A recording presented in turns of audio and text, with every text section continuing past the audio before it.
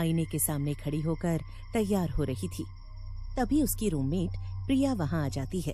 अरे इतनी रात में कहाँ जा रही हो पारुल? अरे प्रिया, आखिरकार अमन आज मुझे धुरंधर दिखाने ले जा रहा है। मैं कब से इस फिल्म को देखने जाने का इंतजार कर रही थी, लेकिन पहले मैंने भी तो जाने के लिए पूछा था ना यार, तब तो तूने मुझे मना कर दिया। अरे यार, उस टाइम कॉलेज में एग्जाम्स चल रहे थे ना। खैर, मैं जा रही हूँ, बाय बाय। देर रात होने से पहले वापस आ जाऊंगी। पारुल अपने हॉस्टल से बाहर आती है तो अमन सामने ही बाइक पर उसका इंतजार कर रहा था। क्या पारुल, तैयार होने में कितनी देर लगा दी? मैं नहीं चाहता हमारी मूवी छूटे।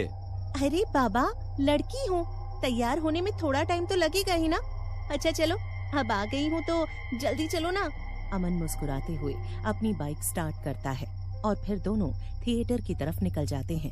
थिएटर तक जल्दी पहुंच जाएं और मूवी ना छूटे, इसके लिए अमन एक शॉर्टकट लेता है। ये रास्ता थोड़ा सुनसान था और रात काफी हो चुकी थी, इसीलिए अंधेरा भी था। सड़क के दोनों तरफ बड़े बड़े पेड़ थे और हल्की हल्की ठंडी हवा चल रही थी। ऐसा माहौल देखकर पारुल को थोड़ा अजीब लगता है। अमन, ये रास्ता थोड़ा अजीब नहीं लग रहा? कितना डरावना सा है। अरे कुछ नहीं है पारुल, तुम ज्यादा मत सोचो। वो शॉर्टकट है ना, इसीलिए थोड़ा सुनसान है। लेकिन देखना, इस रास्ते से हम फटाक से थिएटर पहुंच जाएंगे और फिर थिएटर में मस्त पिक्चर देखेंगे और गाने सुनेंगे। हाँ, सही कहा। वो कौन सा गाना है? हाँ, तेनू शरारत सिखावा जब नैना लड़ावा। हाँ हाँ, यही। और वो आरी आरी आरी भी तो है। दोनों हंसते और बातें करते हुए आगे जा रहे थे कि तभी अचानक से उनकी बाइक अपने आप झटका खाकर बंद हो जाती है। ये क्या हुआ अमन? मूवी छोड़ो अमन, ये देखो, ये रास्ता कितना सुनसान है और हम यहाँ फंस चुके हैं। मैंने तो पहले ही कहा था कि ये रास्ता सही नहीं लग रहा। पारुल गाड़ी से उतर जाती है और अमन बाइक को स्टार्ट करने की कोशिश करता है, लेकिन बहुत कोशिश करने के बाद भी वो स्टार्ट नहीं होती। तभी अचानक से कहीं से किसी औरत के हंसने की आवाज आती है।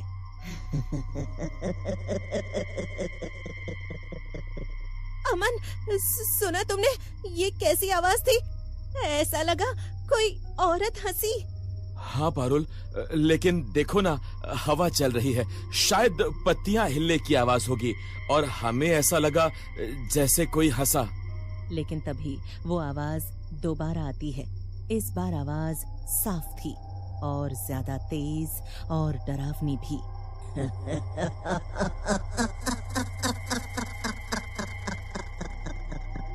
इस डरावनी हंसी के बाद अचानक से किसी की पायल की आवाज आने लगती है, जैसे कोई औरत चलकर उनकी तरफ ही आ रही हो।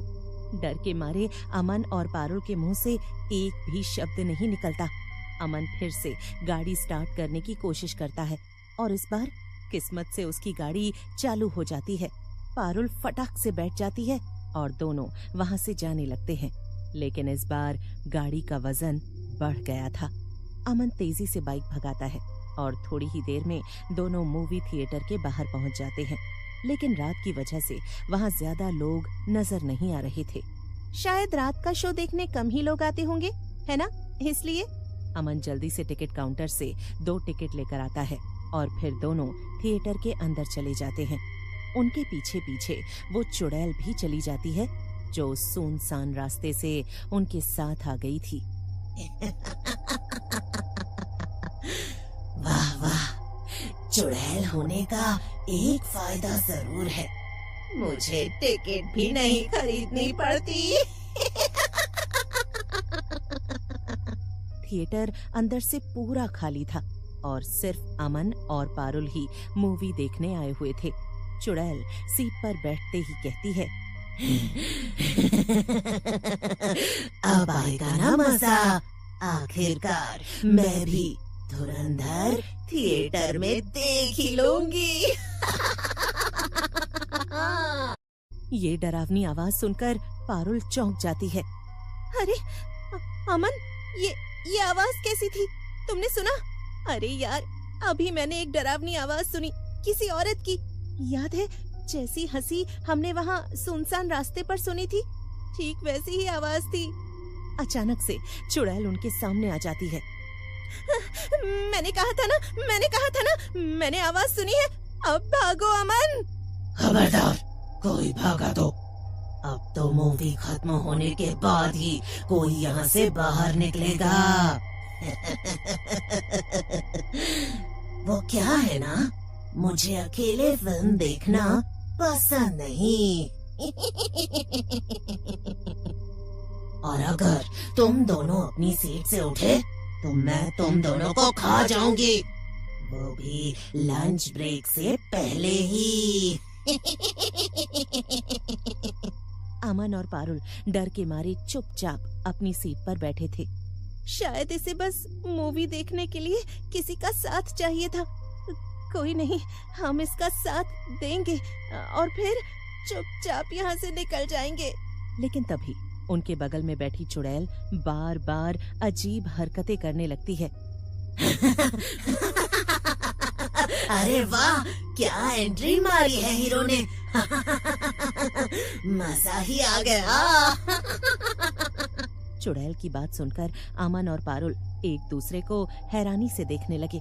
पारुल ने धीरे से अमन से कहा, अमन देखो, ये चुड़ैल सचमुच मूवी एंजॉय कर रही है।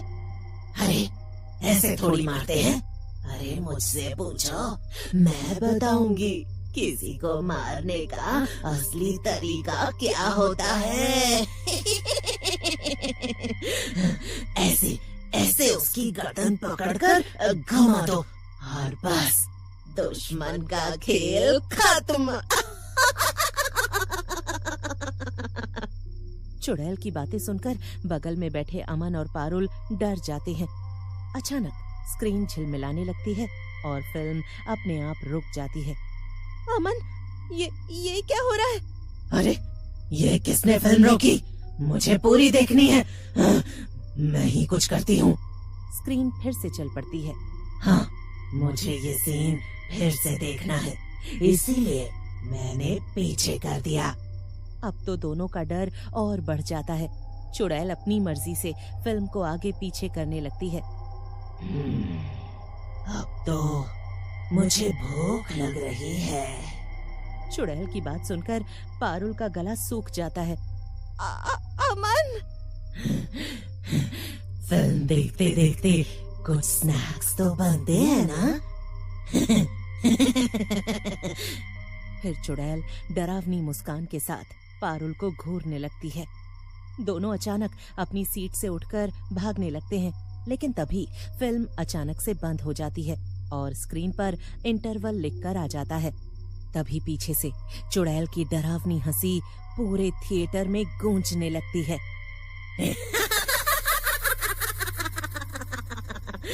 कहाँ बचकर भागोगे मुझसे?